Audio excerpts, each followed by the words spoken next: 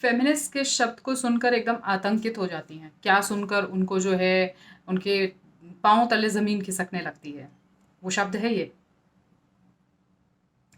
नमस्ते, मेरा नाम है ज्योति तिवारी पांडे और मैं आज आपके सामने आई हूँ उसी जनहित याचिका, उसी पीआईएल के बारे में बात करने के लिए, जिसके बारे में लगभग सबको पता लग चुका है।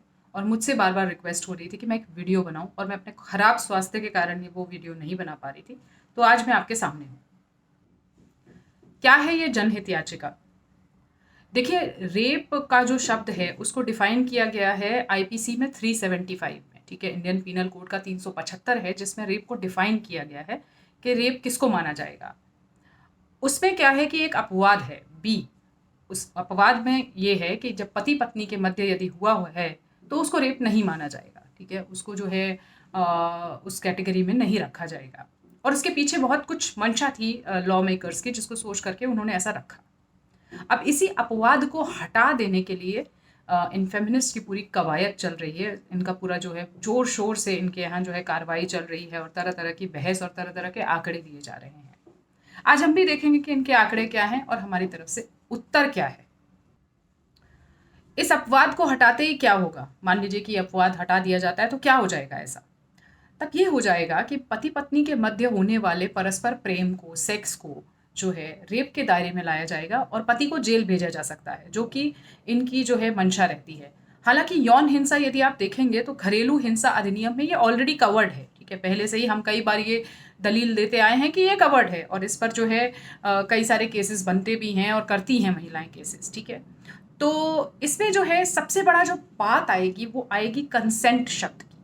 यदि आप आईपीसी 375 और 376 अच्छे से पढ़ेंगे तो आप देखेंगे कि कंसेंट जो है उसको जो है वेग छोड़ दिया गया है। कंसेंट क्या है उसको डिफाइन अच्छे से नहीं किया गया है। और ये कब हुआ? ये तब हुआ है जब निर्भया के बाद जो है जो संशोधन लाए गए, जो अमेंडमेंट्स लाए गए, उस समय ये हुआ कि एविडेंस एक्ट में भी चेंज किया गया। और अब ओनस ऑफ प्रूफ पूरा का पूरा पुरुष पर रहता है कि वो ये प्रूव करे कि उसने रेप नहीं किया है। तो बेसिकली ये एक बहुत बड़ा चेंज है, और इस चेंज से बहुत बड़ा फर्क आया है। अभी भी आप देखेंगे कि 376 रेप का जो लॉ है वो बहुत आसानी से मैट्रिमोनियल केसेस में देवर पर, जेठ पर, ससुर पर बहुत आराम से दायर किया जाता है। बल्कि 354 भी, आउटरीजिंग मॉडेस्टी ऑफ अ वुमन, ठीक है, ये सब दायर किया जाता है। और आंकड़ों के हिसाब से बार बार जो है कोर्ट ये कह रहा है कि फॉल्स केसेस होना जो है एक बहुत बड़ी समस्या है। और मैं तो ये मानती हूँ कि रियल केसेस पर भी उसका बहुत बड़ा असर पड़ता है, उनकी क्रेडिबिलिटी पर फर्क पड़ता है। ठीक है, तो ये कोर्ट ने बार बार ये मंशा जताई है। लेकिन अब ये लोग बोलते हैं कि आप जो है फॉल्स केसेस की बात मत कीजिए। तो ठीक है, हम फॉल्स केसेस की बात बिल्कुल नहीं करेंगे, हम दूसरी बातें करते हैं। जेल जाने का डर बनाना क्यों जरूरी है? क्या बात है कि ये लोग जेल जाने का डर जो है वो कायम रखना चाहते हैं? क्योंकि 498A में भी यही हुआ था। और उससे हुआ क्या? क्या दहेज की समस्याओं में कमी आई है, या महंगी शादियां बंद हो गई हैं? मैं कई बार ये अपने वीडियो में प्रश्न पूछती रहती हूँ। कुछ भी नहीं हुआ है। ठीक है, जैसे दहेज आज तक आप डिसाइड नहीं कर पाए कि दहेज क्या है, वैसे ही कंसेंट आप डिसाइड नहीं कर पाएंगे, रेप आप डिसाइड नहीं कर पाएंगे इस लॉ के आते ही कि क्या है।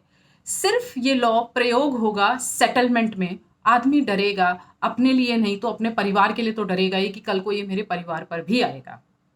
मुझे हैरानी होती है उन स्त्रियों पर जो चुप हैं इस समय और जो बोल नहीं रही हैं। उनको लग रहा है कि उनके पक्ष की बात है, जबकि जितने घरेलू हिंसा वाले केसेस देख लीजिए या बाकी कोई भी मैट्रिमोनियल केस देख लीजिए, उसमें वो बराबर से फंसती हैं। और बहुत सारे केसेस लेकर के महिला मेरे पास खुद आती हैं कि देखिए मेरे भाई पर, मेरे बेटे पर, या देवर पर, या फ्रेंड पर, भतीजे पर, मौसी के बेटे पर, इस पर उस पर, सब पे केसेस हो रहे हैं, तो मैं क्या करूं? और उनका असर आपके ऊपर डायरेक्ट आता है, क्योंकि आप उस परिवार का हिस्सा हैं, उस समाज का हिस्सा हैं, उस जो है कम्युनिटी का हिस्सा हैं।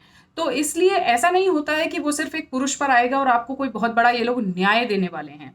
जो लोग आज तक घरेलू हिंसा डिसाइड नहीं कर पाए, जिस लॉ में वो लोग क्लियर नहीं कर पाए और वेग से जजमेंट से आते हैं, दहेज डिसाइड नहीं कर पाए, वो ये भी डिसाइड नहीं कर पाएंगे कि आखिर किस चीज़ को रेप माना जाएगा और किस चीज़ को नहीं माना जाएगा।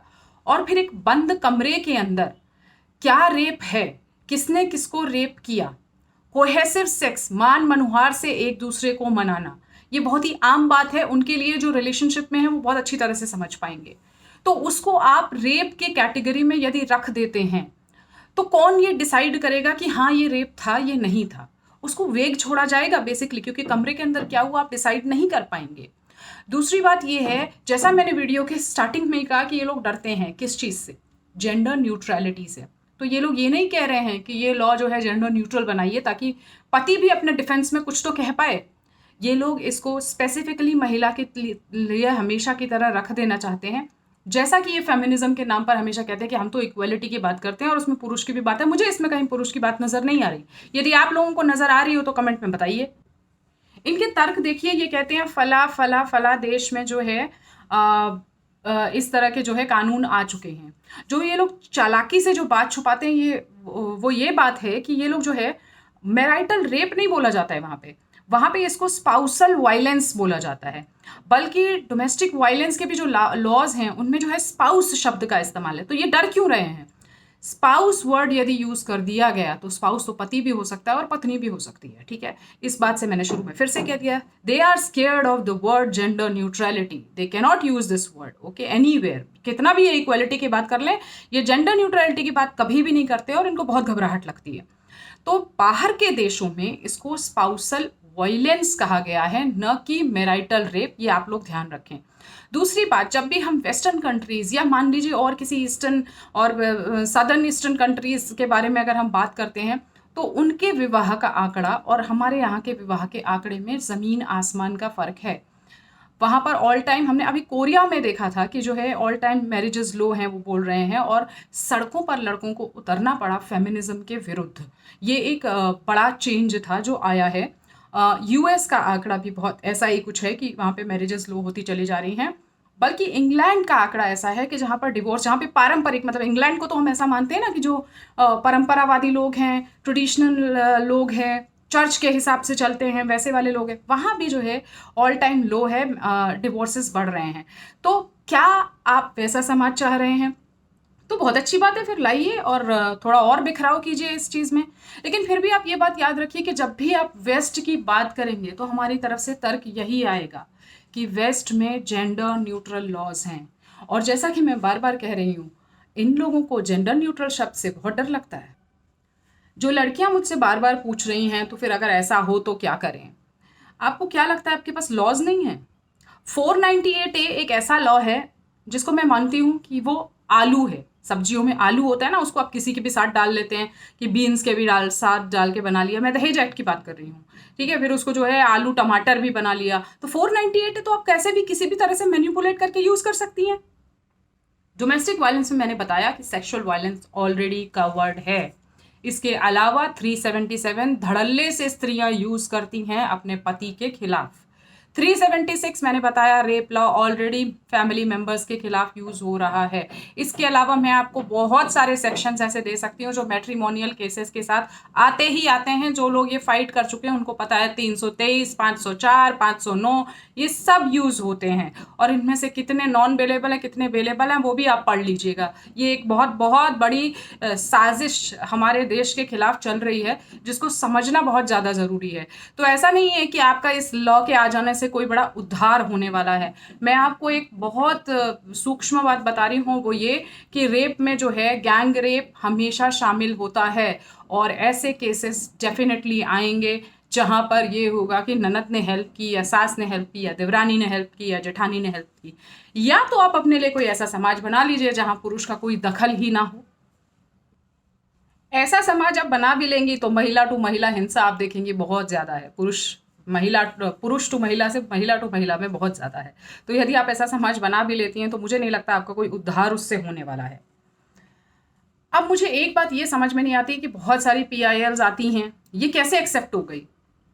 इतना डे टू डे इस पर सुनवाई चल रही है, किसका वेस्टेड इंटरेस्ट है इसमें?